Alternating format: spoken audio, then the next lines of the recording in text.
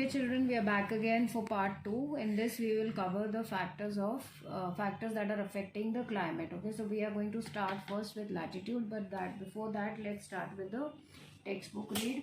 So there are some factors that they have given. So there are 6 major controls of the climate of any place. So there is latitude, altitude, pressure and wind system, distance from the sea, continentality, and ocean currents and relief features. Okay. Now let's see here. Due to the curvature of the earth, the amount of the solar energy received varies according to the latitude. As a result, air temperature generally decreases from the equator towards the poles. As one goes from the surface of the earth to higher altitudes, the atmosphere becomes less dense and temperature decreases. The hills are therefore cooler during summers. The pressure and the wind system of any area depend on the latitude and altitude of the place. Thus, it influences the temperature and rainfall pattern. The sea exerts a moderating influence on the climate. As the distance from the sea increases, its moderating influence decreases and the people experience extreme weather conditions. This condition is known as continentality. That is very hot during summers and very cold during winters. Now this is a very important definition for you. This generally comes in the exam, so please keep that in mind. Ocean currents along with onshore winds affect the climate of the coastal areas. For example, any coastal area with warm or cold currents flowing past it will be warmed or cooled if the winds are onshore. And last one is relief. Finally, relief too plays a major role in determining the climate of a place. High mountains act as barriers for cold or hot winds. They may also cause precipitation if they are high enough and lie in the path of rain-bearing winds. The leeward side of mountains remains relatively dry. Now this is very easy. This is as simple as what I gave you, the orographic rain example. So this is what we know about the Western Ghat thing, that how the Western Ghats eastern side is leeward. Okay. So we have already done this part, but still I will take it up and revise it with you. So first we are going to take the latitude. Okay, as you can see, first what we need to notice here, that just a second, latitude, obviously we have a tilt of the earth. Okay, so you know there is a bend of the earth, its axis is tilted, and then we have the equator at 0 degree, which is the most heated part. So when we talk about the sun, this is the equator and the tropics that we have, Tropic of Cancer and Capricorn. So this area here majorly receives mostly direct sunlight. So the insulation here is the most. Okay, we have the most, but as we go higher, okay, or here in the south or in the higher in the north, okay, so what happens, the rays of the sun, as we know, you must have studied this phenomena, it becomes a little slanting. Okay, instead of direct, it becomes a little slanting, and hence this area does not get that insulated, or it does not receive the energy of the sun as much as this part here receives. Hence what happens, because of this less insulation that, or the less energy that the areas are receiving, this whole thing is also segregated into 3 different climatic zones also. So we have 3 different climatic zones here. Okay, so we have the torrid zone, we have the, okay, I'll write it for you, torrid zone, we have the temperate zone, and then we have the frigid zone. Okay, so latitude affects the place because it all depends on the direct or the indirect sunlight, or the low angle of the sunlight received by the places that are placed on the latitude. So this is how we come to know that latitude affects the place, or affects the climate of a place. Okay, now the second one what we are going to take here is altitude.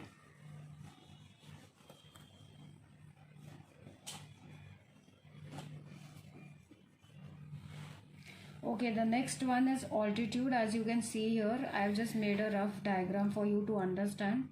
Alright, so altitude, first you have to understand that altitude means any place that is above the sea level. So it is as high as it is above the sea level, that is altitude. Okay, so I have made a mountain here for you to understand that if a place is at sea level, the air here is going to be very, very dense, because air also has weight and maximum air is present at the ground level. Okay, and as we get higher, lesser the air will be there. Okay, so here if the air is dense, it is definitely going to collide with each other and generate heat. But as we go up, the air becomes thin, and that is why when we go to higher places, when we go to hill station, what happens, the places as we go higher and higher, they are cooler.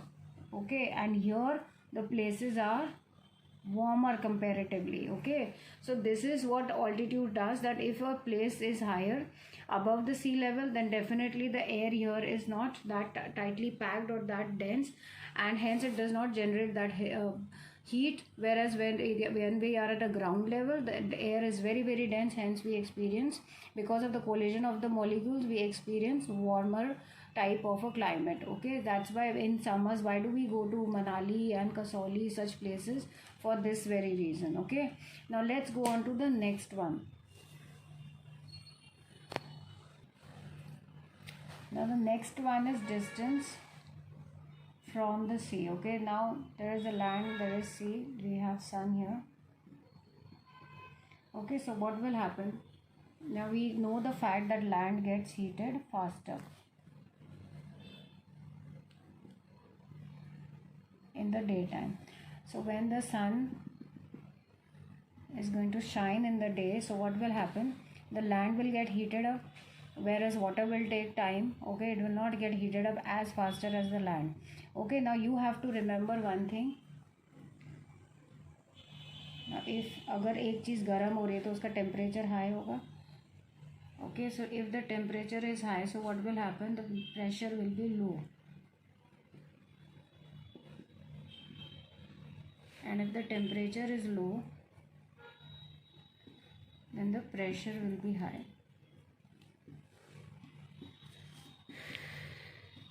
Okay, so here if the temperature is high, then what will happen here, it will create a low pressure area. Okay, and when here if the temperature is high, I'm just making an arrow here. Okay, so here it will be high pressure area. Okay, now one more thing you have to remember is that the wind. Okay, so here you can see the arrow that the temperature is high, so it's creating a low pressure area. If the temperature is low, the arrow is going down, so it creates a high pressure area. Now you have to remember that the wind goes from high pressure to low pressure. Low pressure area. Okay, so what happens is, when the wind, the temperature is higher and it is creating a low pressure, so the wind is expanding and it is rising up. Okay, the wind is rising up. Okay, now it is creating a gap. So what will happen, the wind from here high pressure to low pressure, the winds from here high pressure to low pressure will travel here in the daytime. Okay, and the same phenomena will be reversed in the night time. Now in the night time, what will happen, let's see. Now the day land was heated up faster, but in the night it will get cooled down. Okay, it will get cooled down in the night time, I'm showing you. Okay, so this is your land. Now here what will happen, the temperature is going to go low, so here it will be high pressure, and here because the whole day this insulation has been received by the sea also, so now what will happen here, the water is getting heated up, so here the temperature will be high. Okay, and it will create a low pressure area. So the breeze from here, so I told you the wind travels from high pressure to low pressure, so winds are going to travel from high pressure to low pressure. So this is the phenomena, so the distance from the sea, so this is what we call it as land breeze and sea breeze. Okay, now one more thing you also have to remember. So please remember, offshore winds and onshore winds, they are also known as land breeze, sea breeze. So offshore means when land breeze blows at the night time, and onshore means when sea breeze is blowing in the daytime. So land breeze basically means when the breeze is blowing from land to sea, and sea breeze means when it is blowing from sea to land. So you can see sea to land it is happening this phenomena in the daytime, and land to sea it is in the night time. Okay, so that is your distance from the sea. Let's go on to the ocean currents. Okay, now we are going to do ocean currents. Now in ocean currents, first we will understand the types of ocean currents, and we will understand what is ocean currents and what are the things that affect the ocean currents. Okay, supposedly the things that it gets affected by is wind, okay, temperature, then salinity, that is the salt content, then density, how heavy the water is, and then physiographic,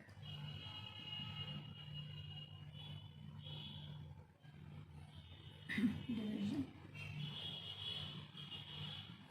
Okay, now let's start. Now first you have to understand this is the surface of the sea. Okay, and if the water is moving in this direction, okay, so what do you understand by this? That what is an ocean current? Okay, suppose this is your seabed. Seabed means the last extent of the sea. Okay, so the movement of the water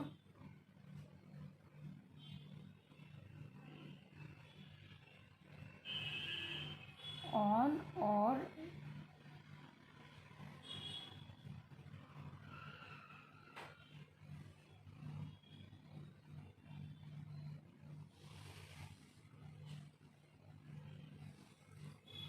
okay, so that is a simple definition. The surface of the sea. So movement of the water on or below the sea is called as the ocean current. Clear? The movement of the water. The movement of the water. Okay, first thing first. Now let's see the types of ocean currents. So there is surface and deep water ocean currents, and there are warm and cold currents. Okay, fine, these are the types. Now let's see how are they formed. Now I'm just creating suppose karo this is a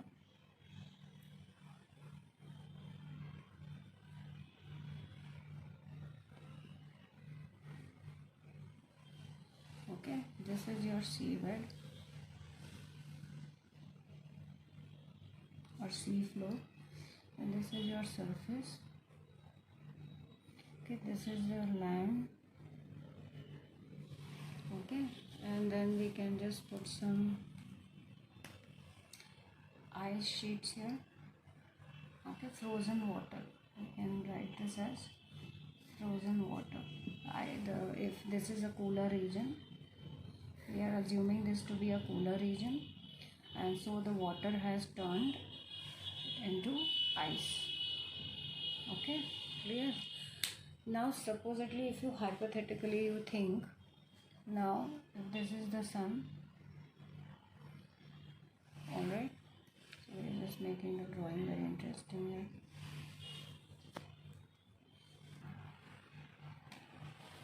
Now you have to imagine that this is the ocean current, and the ocean current is moving in this direction. Okay, now when it starts moving in this direction, so it will create a void here, a gap here.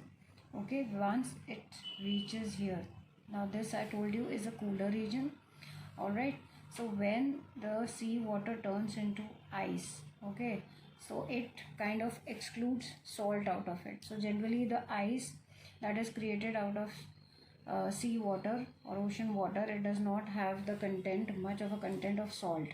So what will happen here, that in this region here there will be more of salt content, that would be its salinity. Okay, if it is here, there is a lot of salt, so obviously the water is going to become heavy. When the water will become heavy, so what will happen?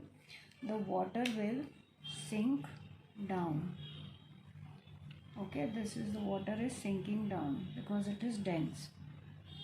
Okay, it is dense because of salinity in it.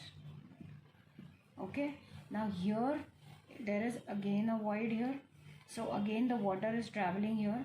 This water has sunk, so this water is taking the place of this water here. Now when the water is sinking down, it will be moving. This is the deep water current, so it will be moving forward ahead here, so it will move in this direction. Okay, now here already a void was created, so this water is going to rise from here, okay, to fill up this particular place here. So you can see, जैसे हम एक 4 corner की game खेलते थे ना बचपन में, एक गैप खाली होता था, दूसरा जंप करता था, and then this 4 corners used to be filled. In this same manner this cycle continues. Okay, now here when the water rises, it creates an upwelling zone. Okay, तो ये अपवेलिंग जोन जो है, इसका मतलब है कि जब वाटर राइज होता है तो वो अपने साथ बहुत सारे न्यूट्रिएंट्स लेके चलता है. It carries a lot of nutrients, so the nutrients they are followed by fishes, and if there are a lot of fishes, then it becomes a good fishing zone for the fishermen. Okay, so this is a hypothetical situation that how the water is trying to take place and sink down and then again rise, and then so this ocean current, it basically forms a cycle here. Okay, but this is just a hypothetical situation. ऐसा ज़रूरी नहीं है कि ये हर बार ऐसा हो. The water that is rising here and creating an upwelling zone, so this current right now it is coming from here, but not necessarily it may come from here. It can come from anywhere else and rise, okay, and create an upwelling zone. Now if here an upwelling zone is created, so this we will call as a downwelling zone. Okay, when the water sinks due to its salinity and density, it becomes a downwelling zone. When it rises up, it carries nutrients and the fishes follow it behind the nutrients, so it creates an upwelling zone. Okay, now this is a basic funda of the ocean current. Okay, now let's take these factors that are affecting the ocean current, so we'll take them one by one. So let's take, if we have mentioned wind here, let's take the wind factor here. Now as we go ahead, now I told you that the movement of the water is known as the ocean current, okay, on or below the sea surface. So when we are talking about this, so wind, what does wind do? The wind influence the speed of the surface current, so it can make it move a little more faster. Okay, and the next thing that you need to remember is that when the wind is moving from a low salinity area to a high salinity area, the salinity decreases. So it is from low salinity area to high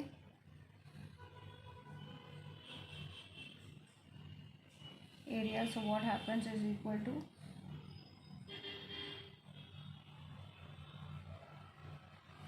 and it is the vice versa here. When it is going from a high